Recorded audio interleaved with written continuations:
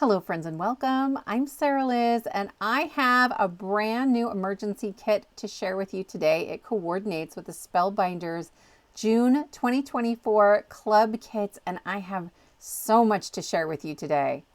Let's take a look at the kit. It is a summer fun and beach themed kit and it coordinates with the Spellbinders June 2024 club kits.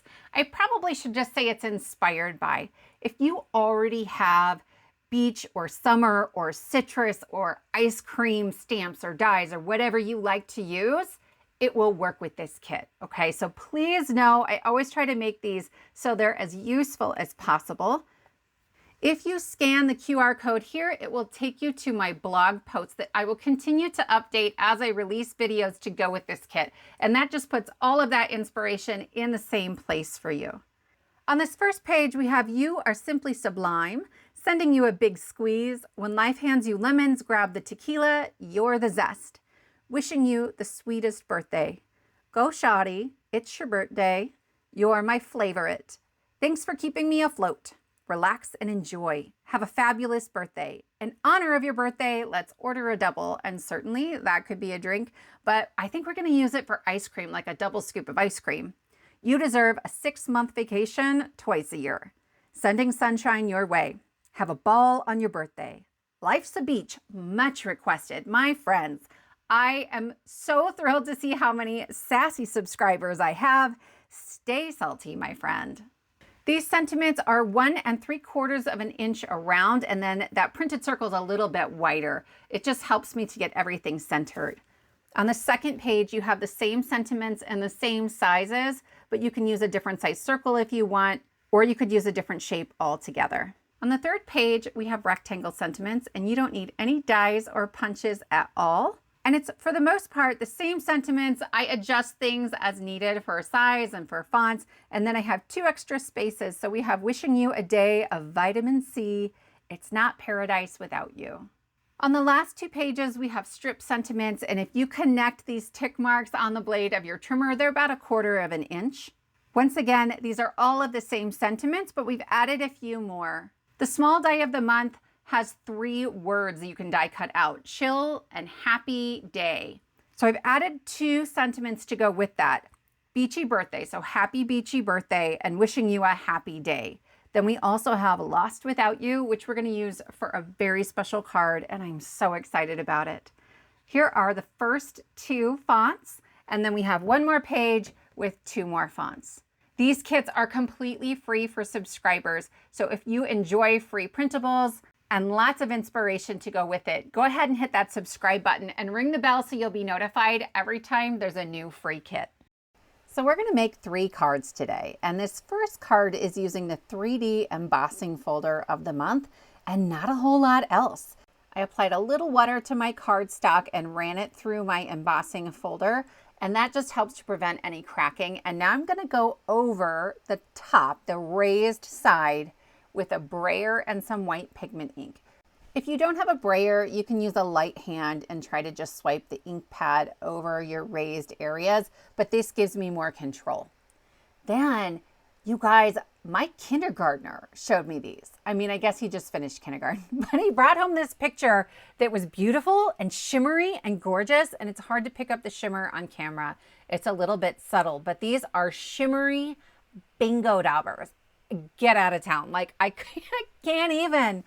So here's the thing. I don't actually want the background to have all that white pigment ink on it, but I didn't want flat pink, okay? And so the white gives me some differentiation, like a lighter pink and a darker pink. I started with the dauber in the big areas, and then here I just put some on a block and I'm picking it up with one of my rags. I will say that ink stained my acrylic block a little bit. So maybe use a piece of packaging or something if you're worried about it. I have a block I only use for ink, so I wasn't really worried about it. Next, I'm coming in with something else I stole from my kids. It's just a white Crayola colored pencil, and I'm going into the deepest groove, right where the pith would be, and I'm adding in some white right over top of that sort of magenta shimmer ink. I'm also taking that pencil right on the lines in between the segments of these lemons, right? So I get some white, I get some light and dark pink. It's great. Then I'm going to go around the edges of them with yellow. So I'm going to use my Shimmer watercolor, and it's really opaque and it's pretty easy. This is a number 10 brush, I think. I've had it forever and it is in bad shape, but it doesn't really matter. All I'm doing is going right around the outside edge. I'm taking my time. This is not a thing I do very often, but again, the more deeply embossed a panel is, the easier it is to stick to just those raised areas if you're trying to paint or use a colored pencil or anything like that. So I did an entire A2 panel, but I'm not using anywhere near that much. I am going to cut off just a piece of this. It's going to be 4 1/4 by 3 inches. And then I've saved the other piece for another project. So if you were doing a smaller piece to start with, that would go faster. On this piece, I used the back, my Brayer white pigment ink. And then because some of those areas, like the whole section was really raised, I went over it with a black alcohol marker and I loved that look too. So next time I might try that with this same embossing folder. I'm going to go ahead and add my pink panel onto a yellow panel that's just ever so slightly bigger, right? So 4 3/8 by 3 1/8, and I'll get that tiny little border. And then I embossed this dark teal panel using the 3D embossing folder from last month. I thought about saving this card for the remix video. I got such incredible feedback from all of you saying that you would love to see a video with the club kits where we sort of remix the clubs, bringing in older clubs that so many of us have sitting in our drawers. And I didn't really plan ahead for that at the beginning, so I'm going to see what I can do. I have at least one and then this one. But definitely starting in July, that will be the plan. One video that is using the clubs as they are designed for those of us who don't have past clubs, and then another video that is a club remix. I wanted another pop of that yellow happening on this card. So I am just using some alcohol markers on a piece of white cardstock. I went all over it with my lightest yellow, and then I'm just flicking from the very center outward with a medium yellow and then a darker yellow. And I'm using that same dark yellow around the rind. And I'm being really messy and just pushing beyond sort of the rind itself because I'm going to fussy cut this and I didn't want any like white cardstock showing. These are my Ohuhu alcohol markers. It's Y010, Y030, and Y050. I am also coming in with that same white colored pencil just to go over some of those lines. I tried to avoid them as best I could, but I was in a hurry. I don't have time to sit there and just be really, really precise on these things. I like to make my card and not have to worry about it. It's really easy to cut out because it's not a precise circle, and this one's going to fit right over top of the pink lemon that's in that same spot on the panel. I want a smaller rectangle sentiment for this card than I normally get in these kits. And so I'm going to print page 3, actually 2 and 3, but smaller. So in my print settings where it says pages per sheet, I'm going to say 2, and that will fit 2 8.5 by 11 sheets and shrink them down so I can get 2 per sheet. Then I will tell it I only want pages 2 and 3, and this is what I get. Isn't it brilliant? Huge shout out to Christina H, again, who showed me this during a craft roulette after party. She's amazing. So I cut it in half, but really I didn't need to cut that other piece off of it if I didn't want to. I want to cut from the bottom towards the top, connecting the tick marks on the blade of my trimmer and stopping before I get all the way to the top because I want to leave myself some flaps. That way I can rotate it 90 degrees and connect the tick marks on the side. Normally, these are 1 1/4 by 2 1/4 inch sentiments, but when you shrink them down, they aren't a tidy measurement, okay? So use the tick marks and everything's gonna be fine. I'll show you how I went and made a mat for these as well. Then I'm gonna use this sending you a big squeeze and I can start assembling things. I'm gluing my lemon onto my base. I'm gonna just cover up that pink one, not a big deal. And then since I don't know quite what measurement I want for my mat, I'm going to stick this in the corner of some cardstock. I have an equal margin on the left and the bottom, and then I'm going to trim off the right hand side until it looks about the same. Then I'll do the same thing on the top. That's it. I didn't measure anything. There aren't any 1/8 or 1/16 of inches, which is kind of what it would have been. And so this worked out really well.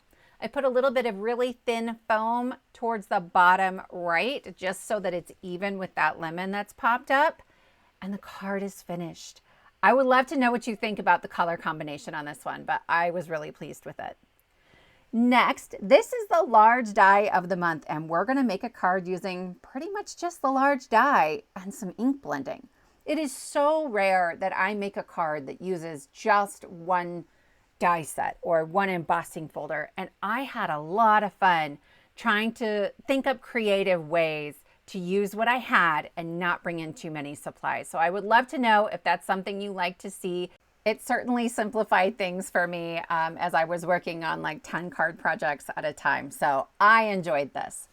I am creating a sunset. My beach is going to go all the way across. So I started with my yellow. It is hard sometimes not to lose the yellow when you start blending anything with it. So I made the yellow a little bigger than I thought I was really going to need. And I like oxides for this. They're kind of like oil pastels. They stay wet and creamy, and you can just kind of push them around and boss them around a little bit, right? If I got a little too much pink, I'll bring in the yellow and just go kind of over the top of it. It won't perfectly cover, but you can sort of move things more than you can with a dye ink. Also, this panel is bigger than A2. I wanted to be able to make little pencil marks so I knew where my sun was going to be, where my water was going to be. All of this ink blending is a single layer. And so I want to be able to trim off the very edges. Then I wanted some clouds, but this is like sunset clouds. And I wasn't sure at first what I was going to do, but ultimately we're creating the same purple here that we created in the background. So I'm using Picked Raspberry and Uncharted Mariner, maybe my favorite blue ever, and I create this nice deep purple, but those big bouncy clouds just didn't seem to fit. So I am going very loosely around this cloud and keeping the same basic movements, but getting rid of the bouncy feel of it. And that gives me more like a moody sunset cloud right there. I'll do the same thing with the smaller one, and then I can kind of move on to the next piece. On the bottom, I want some water that's going to be a contrast, and I am using peacock feathers, which is just a really stunning color. And I'm being very careful as I move that peacock feathers up towards that yellow. I will cover up, at the very least, a thin little layer right up near the sun, but it's not a lot, okay? So I don't want to create a green up there that I don't want seen on my final card. I grabbed a little bit of the Uncharted Mariner on the left and right side just to sort of give that illusion of sunlight on the water, and that part is done. Quick ink blending here, a little bit at the bottom of my sandy island. And then this is weathered wood, but it's on my teal brush. I got most of the teal ink off of it, but I thought the white of those waves was just a little too stark given all of the other sort of evening sunset colors we had going on. I want to treat these as a single piece, so I added a thin line of glue along the top of those frothy waves, and I will attach this to my island, and then I can lay it over top of my card and sort of wiggle it and move it and make sure that everything is going to line up and I don't have ink showing where I don't want it. I'm going to trim down my sun a little so I can tuck it way down behind that island without it showing through the bottom where the waves are. And then I can go ahead and sort of get the placement just right. I don't want to have to worry about wiggling this later, so I'm going to use my sticky mat. This is just a really old piece of sticky mat that I've used over and over and over again. And I will stick it in the bottom right-hand corner and very carefully pick up my dies. I did heat set that Oxide ink, but I still want to be careful not to pick up the ink on the sticky mat and end up with weird splotches where I don't want them. So I've added a bunch of glue, and then I'm going to tap a piece of scratch paper over the top of that. Oxides are very water reactive, and so if your glue oozes out from under, it can change the look of the ink. It sort of gets a little paler, looks like a water spot, and I don't want that. So I'll remove any excess before I put that down, stick the sticky mat right in that bottom left-hand corner again, and it's perfect. I'm going to use one beach chair here, and it has a couple important pieces, right? There's the stripe that goes down the middle, and there are deboss details on the chair to show you where these two pieces go. And then there's a little notch missing from one side, like in that bottom right-hand corner. So I'm actually going to glue the chair to the card first, and then we'll put the seat on it. I found this to be a little easier. Again, I'm taking some of that excess glue off just to make sure I'm not going to change the look of my Oxide ink.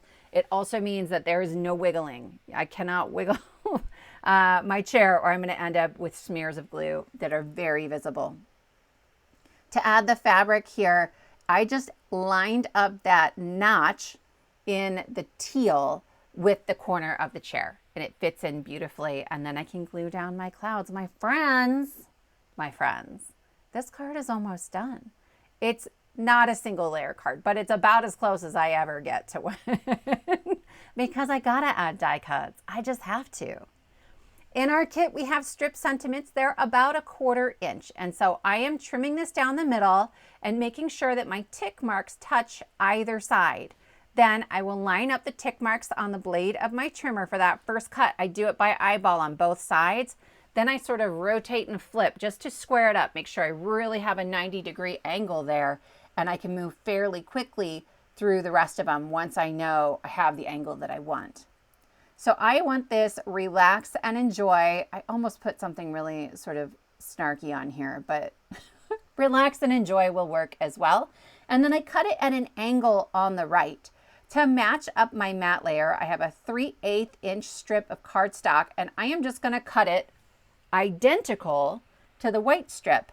But then if I back up the white strip to the left, I will have that same matching border that I had on the other sides. So this is pretty much always how I do my strip sentiments. I line up 3 of the sides and then I just trim the other one down.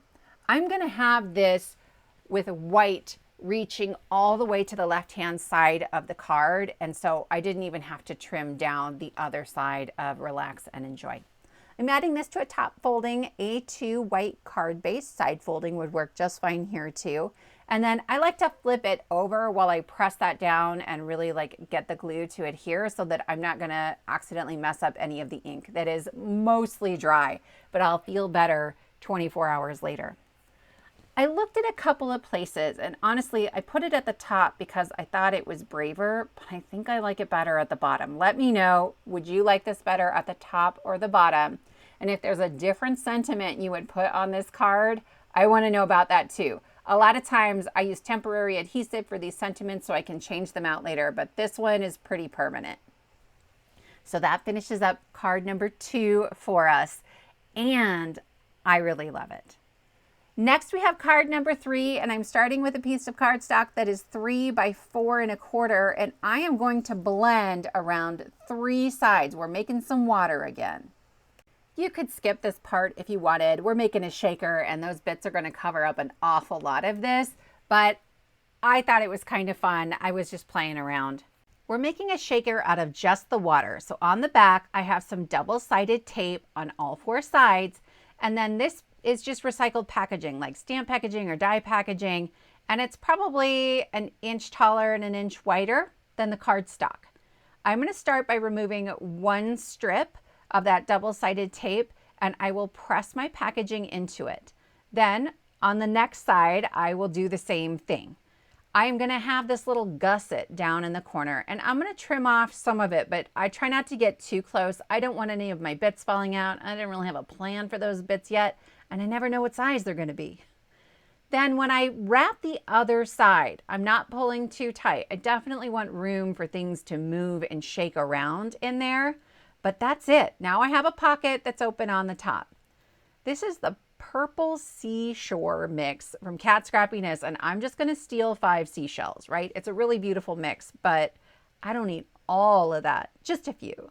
Then I have sparkle spots in blue and white from Trinity Stamps that I love because they're sort of translucent and they're very, very flat. I put some in and then I put some more in, and that'll do it. I can seal up the final side. Again, I'm not pulling too tight. Just kind of press it without pulling and you'll be good. And then I'll cut away that extra gusset of plastic there. I have a piece of light blue cardstock just to fill up the top of the card, and I can start working on my die cut pieces.